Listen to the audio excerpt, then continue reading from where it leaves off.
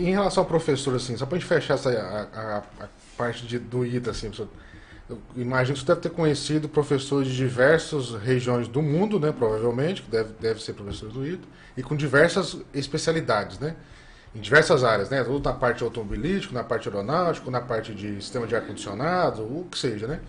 O que dá pra contar, assim, de particularidade, assim, que você acha legal, assim, do ITA, assim, de aula mesmo, ou de experiência, ou de prática, ou de teoria, porque quem é da área da engenharia mecânica, ou da elétrica, ou da civil, ou de outra área, não sei, sabe?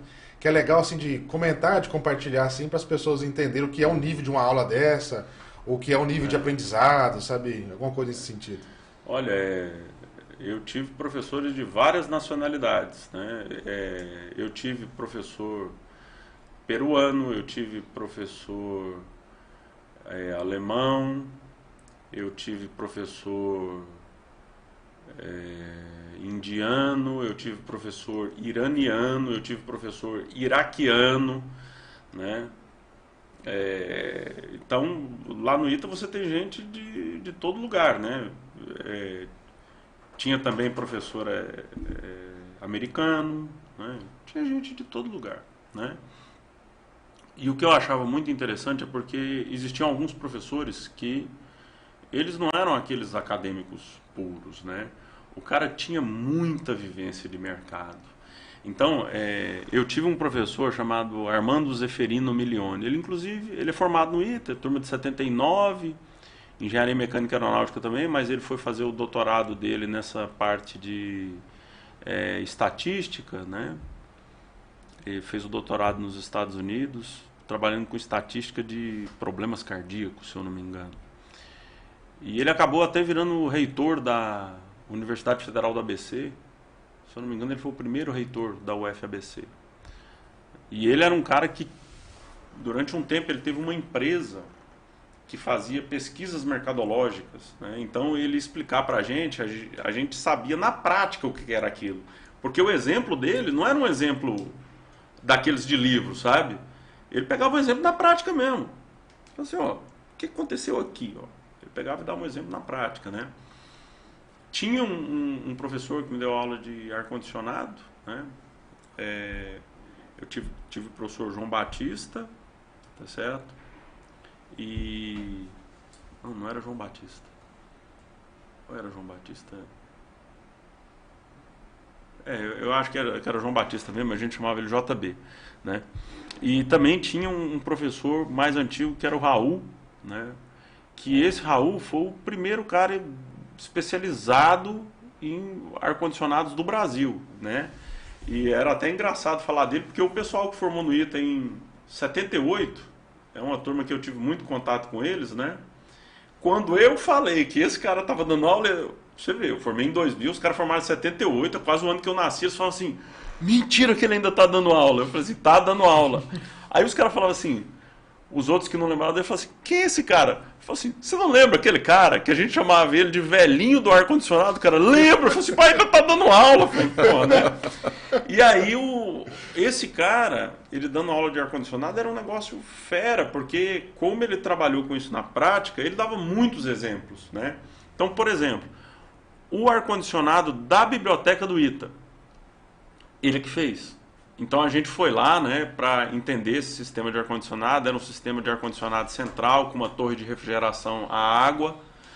E aí ele explicou todo o funcionamento. Ele mostrou que tinha uma linha de água e uma linha de amônia. Ele explicou por que as duas linhas eram separadas para você aumentar a eficiência energética, né? E aí quando a gente entrava dentro da biblioteca, ele falou um negócio interessante. Ele falou assim, ó, vocês podem ver que isso daqui é um projeto de ar-condicionado de verdade. Você não sente o ar-condicionado batendo no seu rosto. O ar, ele é distribuído uniformemente, tá certo? E ele não é jogado diretamente em você, né?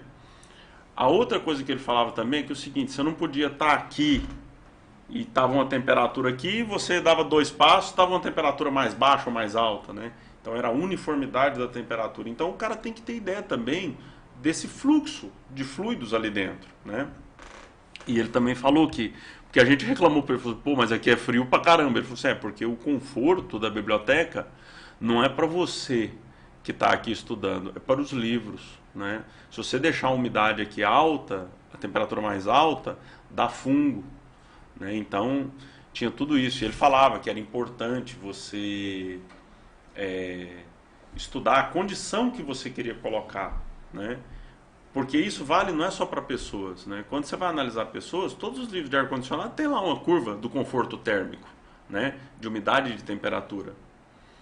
Mas, quando você vai trabalhar com refrigeração de uma maneira ampla, cara, você tem que estar pensando em várias outras variáveis. Um exemplo que ele dava também, que ele falou, foi de quando eles estavam construindo Itaipu, né? O que acontece lá com Itaipu? O concreto, o processo de cura do concreto, ele é exotérmico, ele libera calor. Então, se você faz um bloco, né, muito grande, você faz uma barreira daquela lá, né, de concreto, na hora que ela estiver curando, ela vai liberar muito calor, vai dilatar e vai rachar inteiro, né? Então, você tem que criar meios de contornar isso, né? Quando você vai olhar aquela Hoover Dam lá nos Estados Unidos, o que eles fizeram, né? Eles fizeram blocos. Por quê? Porque o bloco, o volume é menor, né? Então você fazia os blocos, fizeram um monte de bloco, depois eles montaram igual um Lego, né?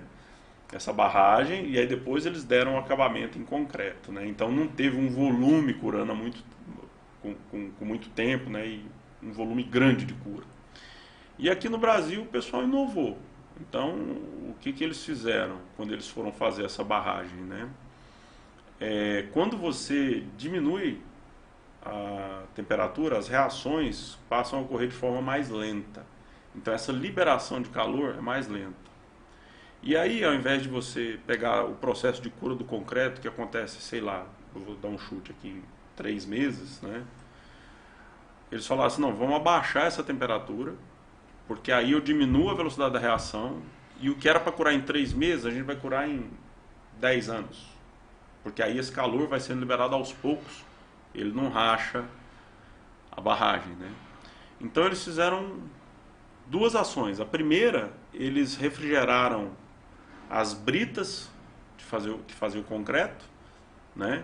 E aí ele também falou que tinha um problema, que a máquina que eles fizeram para refrigerar, quando você começava a refrigerar a brita, como a brita tinha muita umidade dentro, ele disse que a brita juntava e no final você não tinha a brita solta, você tinha uma pelota de brita, né?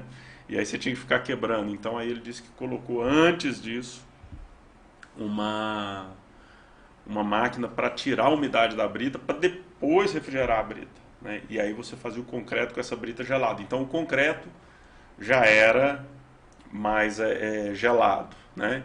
E segundo, eles colocaram uma rede de dutos por dentro da barragem, e eles ficavam bombeando água dentro dessa barragem, né, para tirar calor, né? Então eles fizeram uma remoção de calor por troca térmica com água, né?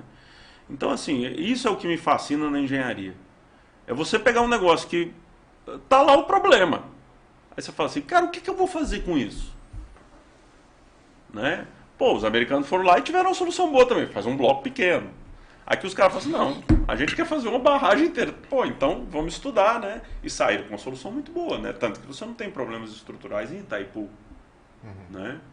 Então, eu acho isso interessante, quando o pessoal analisa um problema e faz esse problema ficar simples, porque você pega um problema muito grande, muito complexo, e você parte ele em vários problemas simples, certo?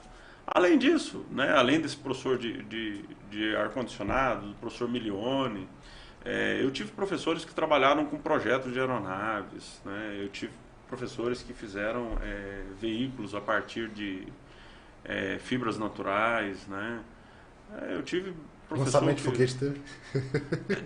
A gente tinha um professor, certo? Ele é professor do ITA até hoje, professor Riccieri, Agnaldo Prandini Riccieri. Ele era o cara que trabalhava com essa parte de foguete, e engraçado, né?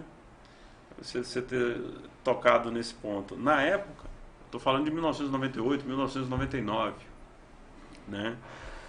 O Ricieri, ele trabalhava com foguete, né?